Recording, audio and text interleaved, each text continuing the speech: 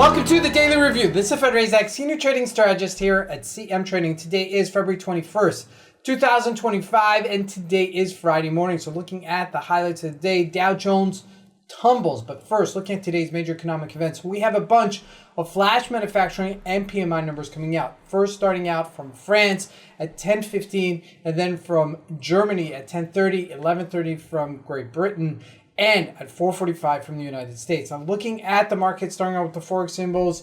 The British pound advances versus the US dollar, and as we shift over to the indices, the Dow Jones sells off quite aggressively, while the Nasdaq actually just tumbles and tapers lower. Doesn't tumble. Now looking at commodities, natural gas is back on its highs, and gold just tapering off of its highs. And looking at the stocks, it's JP Morgan that nosedive. That was the biggest one. It completely tanks. And lastly, looking at cryptocurrencies, Bitcoin unchanged on its resistance level. So let's take a look at the markets and see what we can expect from today's trading.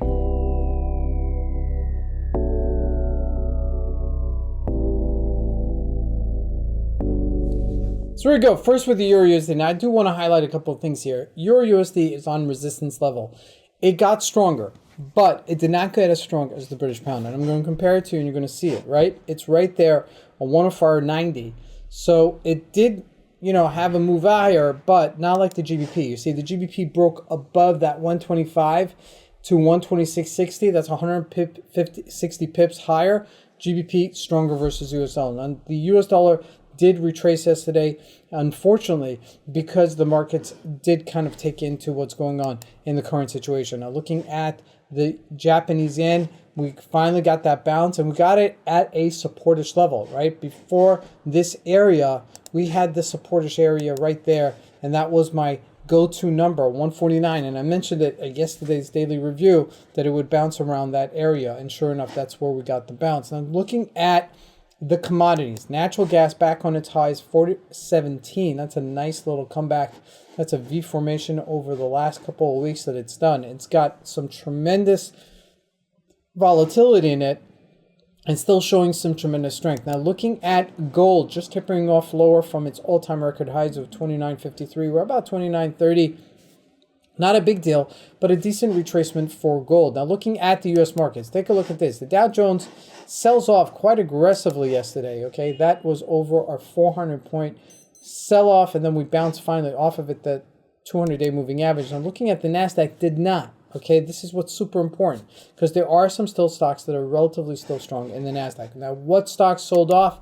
JP Morgan, look at that nosedive. Oh my God, from 280 down to 266. That's a massive retracement and breaking over two moving averages. Now, how are you going to respond to this today? Well, we may get a fade opportunity, which means that we'll counter this move.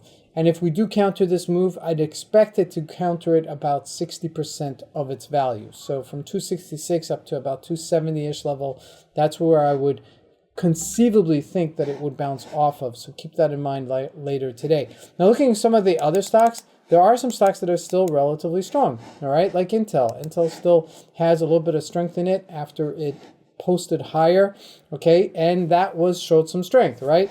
And what was the other big loser to yesterday? It was Meta. Meta selling off over $40, okay, over a very short period of time, okay, over the past couple of days. It sold off quite aggressively off of its all-time record highs. Now, this is profit-taking. This is completely natural. So, nothing to be really, super concerned about, but it may stave off a sell-off, okay? It might start off a sell-off, and this was all part of yesterday. Also, Walmart came out with earnings, and it wasn't so fantastic. So that's all part of the same picture as this sell-off continues. Now, looking at Bitcoin back on its resistance, nothing really doing here. Unless it breaks that 98,725, we're going to continue trading between these two levels. This is Razak. I want to wish you guys a great trading day. Thank you.